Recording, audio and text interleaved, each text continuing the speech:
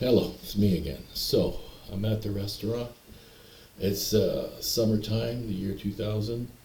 Um, I'm doing readings in the restaurant. When you do readings, I'm doing it to make the people come in and eat, and they get a reading for free. So, usually in readings, 50% good, 50% bad, or sometimes 55% good, and 45% bad. It fluctuates with everybody. But the angels are like, it's your gift from God. You can do whatever you want from it. So I decided to only do the good stuff. I'm only going to read the good stuff in the people so they feel better about themselves and they feel good and they enjoy their time at the restaurant. So, anyway, this gentleman comes in. He's 20, well, he's 19, going to be 20, and his dad bought him a Mustang. So he goes, I want a reading for my birthday. And he eats at the restaurant all the time. He comes from a very wealthy family. And so I said, no problem.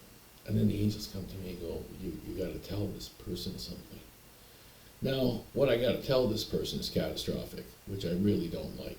I hate things like that. I rather shy away from it.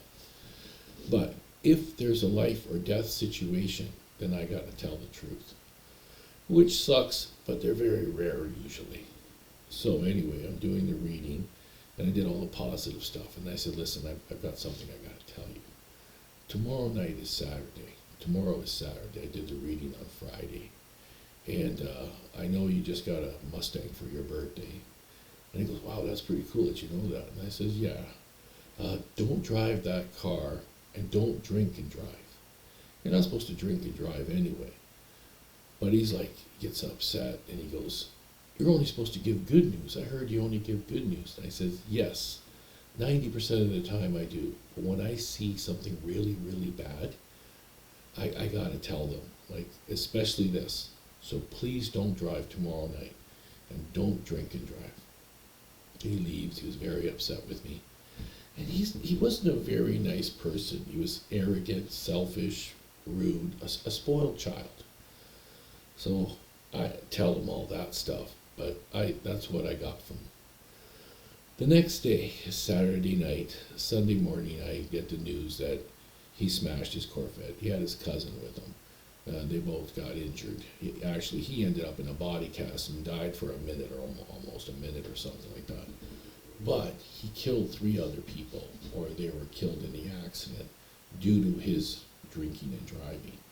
Now, I don't know how much he had to drink. I don't know how the accident really happened. I heard he was airborne a little bit.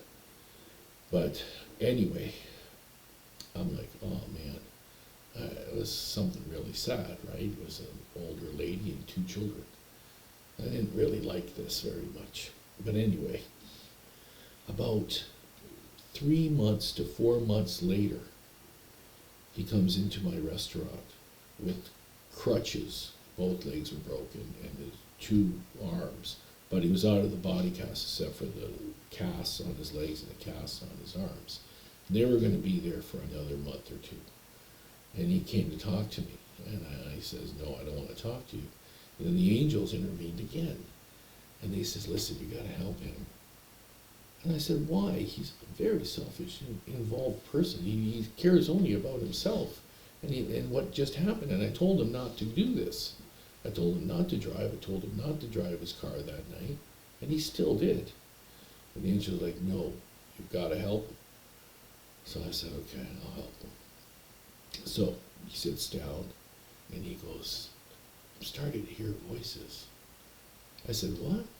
And I go, what kind of voices? He said, the voices are really mean and they're telling me to hurt myself and kill myself. And I said, oh man. And he said it was driving him crazy.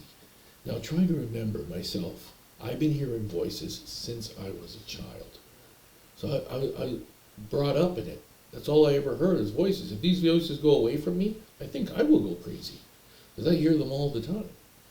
No, I gotta walk him through this. He's a 20-year-old hearing voices which he's never heard before. So I'm walking him through it, day by day. And the reason that I gotta do this is because the angels told me, when he gets healed and we get rid of these things that are happening in his mind, he helps the homeless. he helps the hunger, he helps people, he donates to charities. He becomes a different person completely. So I'm walking him through it. Days and days on, we go on at it, and I tell him what are the voices saying. He tells me what the voices are saying. I said, in some situations, psychiatry is not bad to do this with. And he goes, no, what you can do is different than what they can do. And then he admitted that he was seeing a psychiatrist and that medications were not working.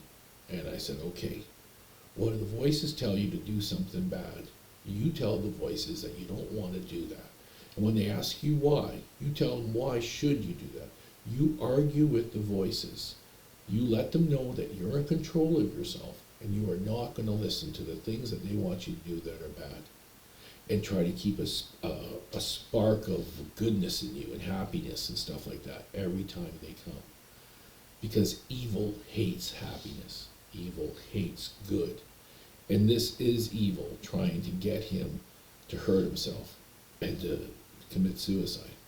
So I walked him through it 3, 4 months, 5 months. So we're in close to Christmas. And I said, on Christmas, the voices will disappear. And sure enough, after 5, 6 months on Christmas, the voices were gone. And he was all healed. Like he could walk, his bones were all healed. It took about almost 9 months for them to heal, but he was almost all healed. He was still walking with crutches, and then he started to help people. He started to do things that were really, really good. In fact, he made the newspaper a few times with some of his donations and the charities that he was helping. So it was kind of good. And he changed himself. He became a good person. He wasn't self-absorbed. He wasn't selfish. He was a very, very good person. So that kind of was worth it. That's what I think. Anyway, I had to tell this story because people can change. And sometimes it takes time. And a good reason to change. All right, that's it. Talk to you later.